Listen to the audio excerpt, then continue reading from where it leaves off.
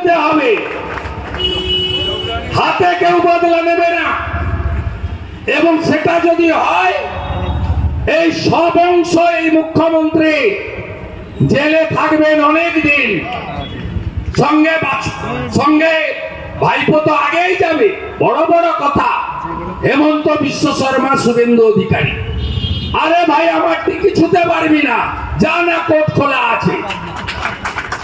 ওই বিয়াদব ডায়মন্ড হারবারে চুরি করে যেতা, ওর দুটো প্রপার্টি ইডি অ্যাটাচ করেছে, 8,15,00,000 টাকা। 25 বার ইডি ডেকেছে, 5 বার গেছে, 20 বার এদিক ওদিক করে গোলে পাঠিয়েছে। যার পাসপোর্ট জমা থাকে তিনি ভাষণ দিচ্ছেন বড় বড়, যার প্রপার্টি অ্যাটাচমেন্ট হয়েছে। আমরা তো আশ্চর্য হয়ে যাই, কি করে এইসব লোক বাইরে থাকে আর দেশের স্বরাষ্ট্রমন্ত্রীকে, প্রধানমন্ত্রীকে পার্সোনাল অ্যাটাক করে, সংবিধানকে আক্রমণ করে। তাই এরা শুধু শিক্ষা ব্যবস্থা নয়, 8,200 স্কুল বন্ধ নয়, 6,888টা ইন্ডাস্ট্রি বন্ধ হয়েছে এই সরকারের আমলে। টাটাকে তাড়ানো থেকে শুরু করে আপনি সর্বত্র দেখবেন সব ইন্ডাস্ট্রি বন্ধ। বামফ্রন্টের সময় ঋণ ছিল 1,98,000 কোটি টাকা, মাথা পিছু 19,000 টাকা করে।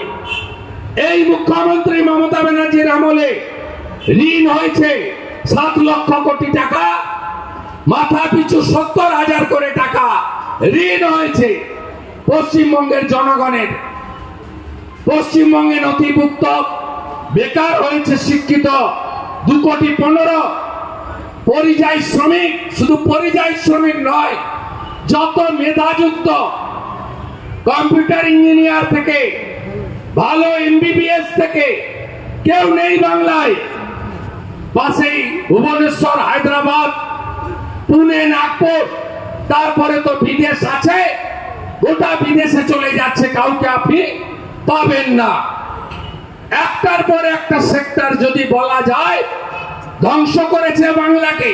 14 বছর 4 মাস নো ডিপ সি পোর্ট, একটাও পোর্ট করতে পারেনি। ভোট এলেই বলে তাজপুরে পোর্ট হবে, আগে বলতো কুলপিতে পোর্ট হবে, সাগরে পোর্ট হবে, একটাও পোর্ট করতে পারেনি। গুজরাট আর উড়িষ্যায় যান, দেখবেন ছোট ছোট 100টা করে ডিপ সি পোর্ট বানিয়েছে। গঙ্গাতে এত জল কোথাও পাবেন না। আমাদের এই গঙ্গার পাশে ছোট ছোট পোর্ট বানানোর জন্য যে পরিকল্পনা ভারত সরকার, হলদিয়া থেকে বেনারস পর্যন্ত, কাশী পর্যন্ত 1500 কিলোমিটার যে প্রকল্প, কোথাও কিছু করতে পারেনি।